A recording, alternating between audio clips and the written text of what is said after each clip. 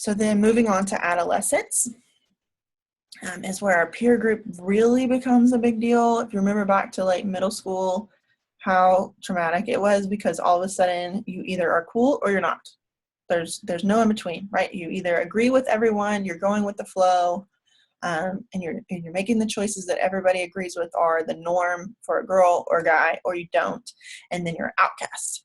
And so there becomes a lot more pressure on guys specifically to be athletic, and then girls are actually pressured away from sports, like don't get dirty, don't get sweaty, don't mess up your hair.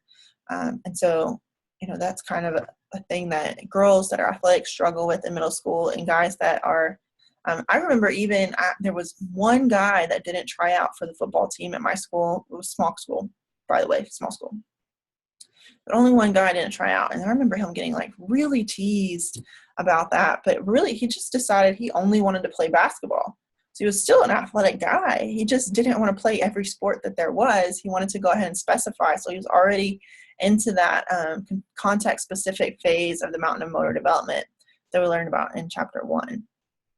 And even that, just breaking away just a little bit makes a difference. With adolescence becomes more team play, right? Because they're learning, they're capable, their cognitive development is capable of understanding strategy and rules and problem solving and improvising. And so team play becomes more and more important. That's more exciting and more challenging. They become more competitive. And with team play becomes learning roles, right? Not everybody can score all the goals, right? We have to take turns, and see something like soccer where they have offense and defensive players, right? Not everybody's going to even get a chance to score a goal, because that's just the way soccer works. Somebody has to stay back and be on defense, and that's okay. Like, just because you're not scoring goals doesn't mean you're not serving your team, and understanding those kind of balances. But in adolescence, again, if you're the player that misses the game-winning goal, you're outcast, right? You're thrown out, and it becomes a really hard-on player, and that might be a defining moment, whereas the player that makes the winning shot is the hero, and he's celebrated and invited to all the things. And so, and really, I put #life because I was just thinking, that doesn't ever change. Even in work environments, even in college environment, that doesn't ever change. And you probably know that.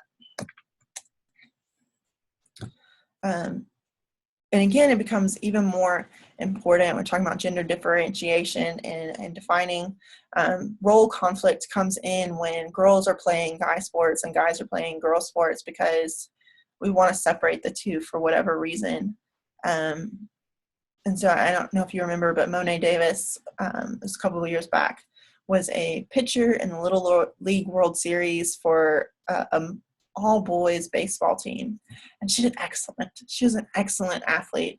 And so